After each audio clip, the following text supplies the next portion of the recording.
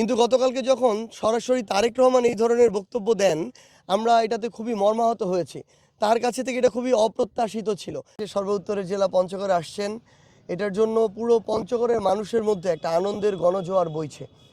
পুরো পঞ্চগড়ের মানুষ দলমত নির্বিশেষে, কারণ তিনি পুরো পঞ্চগড়ের না, শুধু পুরো বাংলাদেশের মানুষের কাছে একজন পছন্দের ব্যক্তিত্ব, এবং তিনি তার এই ব্যক্তিত্বের মধ্য দিয়ে পুরো বাংলাদেশে যে একটা গণজোয়ার তৈরি করেছে, তার প্রতিফলন আমরা আজকে ইনশাল্লাহ এই পঞ্চগড়ে দেখতে পাবো। মানুষ যে যার মতো করে ছুটে আসছে, এবং আমাদের জায়গার সংকুলানের অভাবে অনেকে তাদের জায়গা থেকে বলছিল যে আমাদের আরও বড় জায়গা দরকার ছিল। তো সেই জায়গা থেকে আমরা সেটুকু হয়তো আমাদের জায়গা থেকে এর চেয়ে বড় জায়গা ব্যবস্থা করতে পারিনি, কিন্তু আমরা এটুকু বলতে পারি যে পুরো পঞ্চগড়ে আজকে আনন্দের গণজোয়ার বইছে।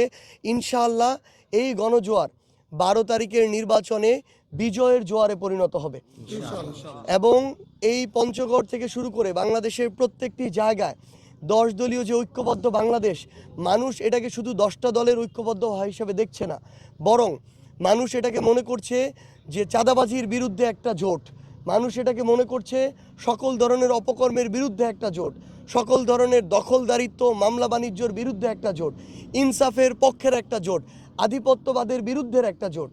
এবং ইনশাআল্লাহ আমরা মনে করি যে এই জোট, যেই জোটের গণজোয়ার আজকে পঞ্চগড় থেকে শুরু হচ্ছে, এই গণজোয়ার বাংলাদেশের 1,47,570 বর্গ কিলোমিটারে ছড়িয়ে পড়বে, এবং 12 তারিখে বিজয়ের মধ্য দিয়ে এই জোট আমাদের এই আগামীর বাংলাদেশে সরকার গঠন করবে ইনশাআল্লাহ। বিএনপি চেয়ারম্যান তারেক রহমান দেশ জুড়ে কালকের প্রচারণায় যে সমালোচনামূলক, জামাতকে কেন্দ্র করে যে সমালোচনামূলক বক্তব্য দিচ্ছে, সেটার প্রতিক্রিয়া হিসেবে আপনারা জামাতের আমিরের কাছে কি ধরনের বক্তব্য প্রত্যাশা করেন? সবচেয়ে বড় কথা হচ্ছে যে আমরা এতদিন ধরে বিএনপির স্থানীয় পর্যায়ের বিভিন্ন নেতাকর্মীদের কাছে যেই ধরনের বক্তব্য শুনতাম, আমরা ভাবতাম তারা মনে হয় অতি উৎসাহী হয়ে এই বক্তব্য দিচ্ছে।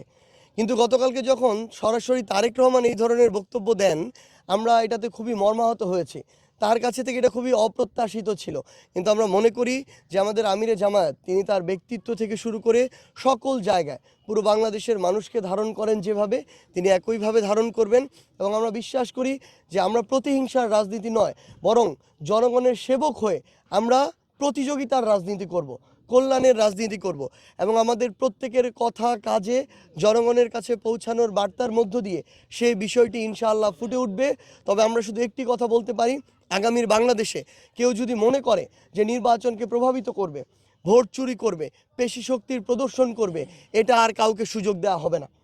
মাঠ পর্যায় থেকে শুরু করে জাতীয় পর্যায়ে কেউ যদি এই স্বপ্নগুলো দেখে থাকে, জনগণকে ভোট কেন্দ্রে নেওয়া থেকে বিরত রাখতে চায়, কিংবা জনগণকে ভোট দেওয়া থেকে বিরত রাখতে চায়, ইনশাআল্লাহ শুধুমাত্র প্রশাসনিকভাবে নয়, আমরা আমাদের জায়গা থেকে জোটের পক্ষ থেকে রাজনৈতিকভাবে সেটা প্রতিরোধ করব ইনশাআল্লাহ।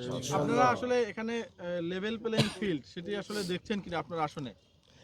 আমরা দেখছি যে গত 2 দিন ধরে এই পুরো পঞ্চগড় জেলা, এখানে বিএনপির যিনি প্রার্থী আছেন, তিনি যেই সাইজের ফেস্টুন লাগিয়েছেন, এটা সম্পূর্ণ নির্বাচন আচরণ বহির্ভূত।